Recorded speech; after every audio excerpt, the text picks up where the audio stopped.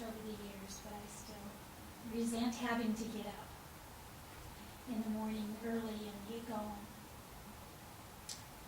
So this is called early bird routine. Each morning you try to wake me up with enticements of your catalog of visitors to the bird feeders. I hear them thanking you at dawn and muffle their songs with my pillow. Cardinals, doves, bluebirds, blackbirds, a woodpecker, and robins have all disappeared by the time the sun is at its peak and I appear at the window. I've never desired to dine on worms, and neither, I believe, have you.